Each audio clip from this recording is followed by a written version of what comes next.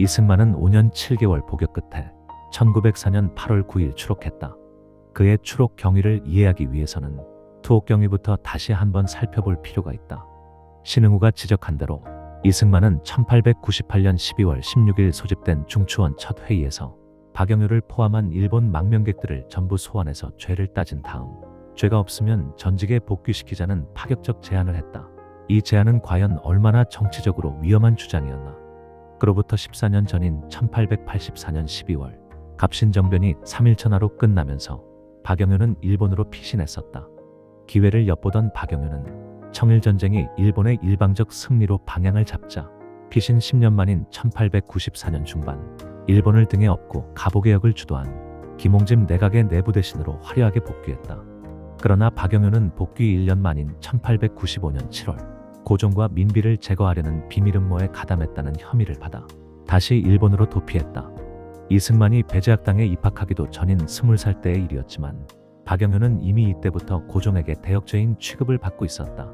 그로부터 대략 3년 6개월이 지난 1898년 11월 29일 오늘날 국회의 초보적 모습에 해당하는 중추원이 출발했다.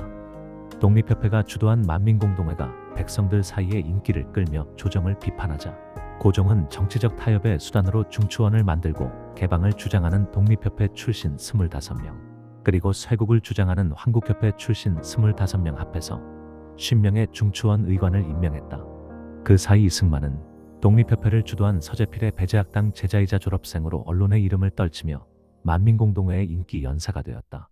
이 활약 때문에 23살 이승만은 중추원 종구품 의관으로 발탁되었다. 이런 배경을 가지고 열린 중추원 첫 회의에서 청년 이승만은 대역죄인 박영효의 복권 가능성을 언급한 것이다. 뚜껑이 열린 고종은 1898년 12월 25일 독립협회와 만민공동회를 해산시키고 급기야 1899년 1월 2일 이승만의 중추원 의관직을 박탈하고 체포를 명령했다. 이승만의 중추원 발언은 다음과 같은 배경 사건 때문에 더욱 심각한 문제였다. 일본에 망명 중이던 박영효 추종자들 가운데 이규환 등 몇몇이 1898년 10월 몰래 귀국해 고종을 폐위시키고 박영효를 총리 대신으로 추대하는 거사를 추진하고 있었다. 이승만은 이들을 돕기 위해 전덕기, 박용만, 정순만 등과 함께 상동청년회 이름으로 황제는 춘추가 많으시니 황태자에게 양위하셔야 한다는 요지의 경문을 만들어 장안에 뿌렸다.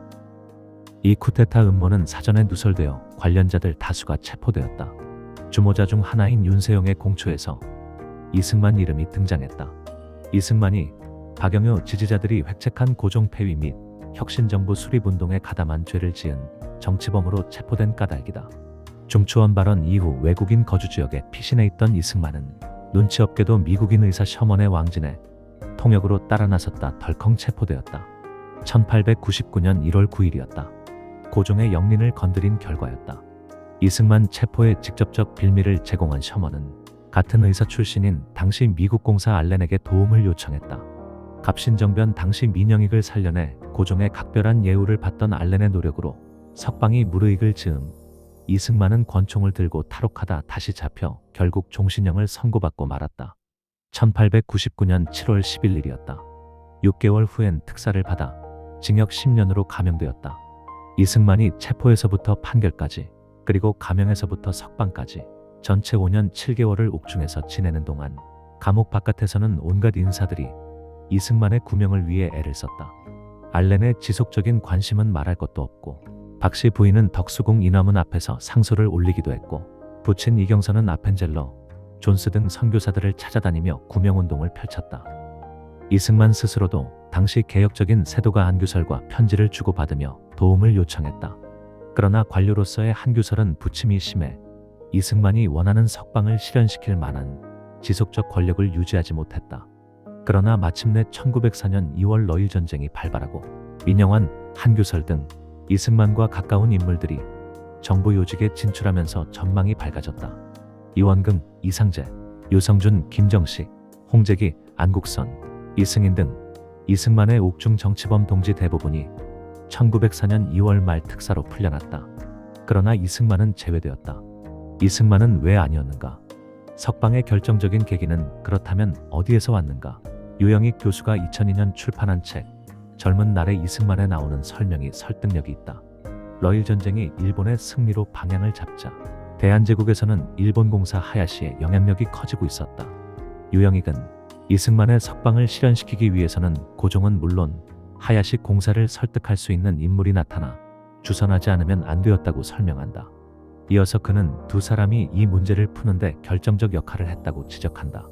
하나는 이지용이고 다른 하나는 알렌이다. 이지용의 역할은 그가 이승만 부친에게 쓴 지금도 남아있는 7통의 편지에 기록되어 있다고 유영익은 지적한다.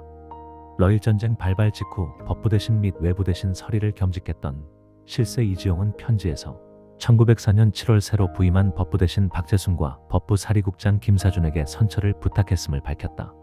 특이한 점은 후임자에게 선처를 부탁했을 정도로 관심을 가진 이지용이 현직 법부 대신일 때조차 이승만의 석방을 관철시키지는 못했다는 사실이다.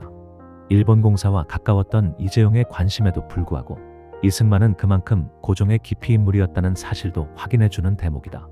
다른 한편 미국 공사 알렌 또한 1904년 7월 중순 일본 공사 하야시에게 이승만의 신변 보호를 요청하는 동시에 대한제국 외부에도 이승만의 석방을 요청하는 외교 문건을 다시 발송했다.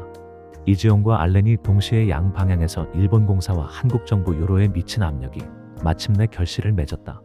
이승만은 1904년 8월 9일 석방되었다. 추록 후 당분간 휴식을 취하던 이승만은 1904년 10월 15일 전덕기, 주상호, 박용만, 정순만 등 청년 동지들이 설립한 상동청년학원 초대 교장으로 추대되어 기독교 교육운동에 투신했다. 그러다 갑자기 민영환, 한규설의 비밀 부탁을 받고 미국행 배를 탔다. 1904년 11월 4일이었다. 알 수 없는 미래로의 끝없는 항해가 시작되었다. 1902년 신축한 벽돌 건물 상동교회 모습. 1904년 11월 미국으로 떠나기 직전 아버지 경선공을 모시고 찍은 가족사진. 오른쪽 끝이 박씨 부인이고 그 다음이 이승만이다. 이승만 옆 앞쪽 모자 쓴 아이가 박씨 부인이 낳은 이승만의 아들 봉수이고 그 옆에 이승만의 아버지 이경선이 앉아있다. 왼쪽 끝 여인은 이승만의 만누이이며 봉수의 뒤에 서 있는 남자 아이는 만누이의 아들 우종구다.